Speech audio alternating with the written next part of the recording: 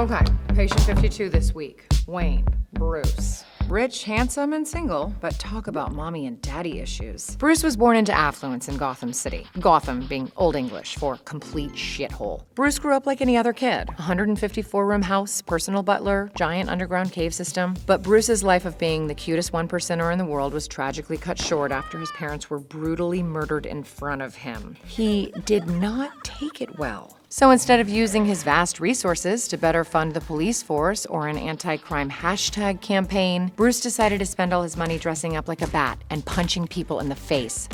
Going down.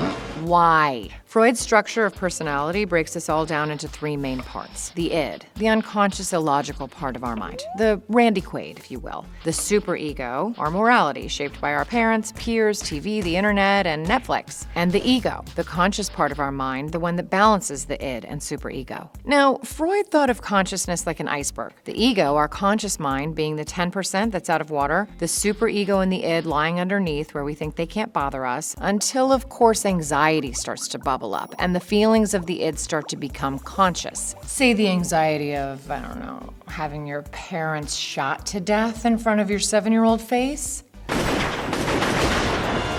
So Bruce developed a handy little ego defense to block the impulses of his id. So why did Bruce choose to become Batman? Well, he'd tell you it was because at that time a bat flew through his window and he imprinted on it like a badass baby duckling, but that's not true. It's because of a movie. The movie that Bruce and his parents saw just before they got whacked? The Mark of Zorro. Psychologist Albert Bandura's social learning theory says that we learn our behavior by watching a model. It goes like this. Bruce associates his parents' murder and the movie closely. The image of Zorro was powerfully etched in his mind as the way to respond to aggression and trauma. Bruce trained the rest of his life to become Zorro, and being his own Zorro is pretty useful when it comes to making meth addicts pee their pants. So what's up with Bruce? He's clearly suffering from post-traumatic stress disorder. Criteria A, witnessing or exposure to actual or threatened death.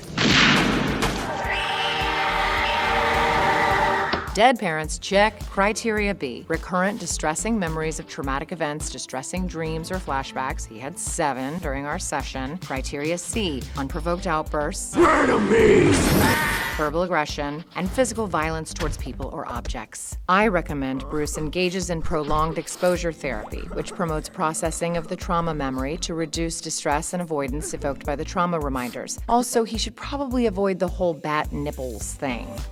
You'd be crazy not to subscribe. And if you think Batman has issues, you should check out some of these other guys.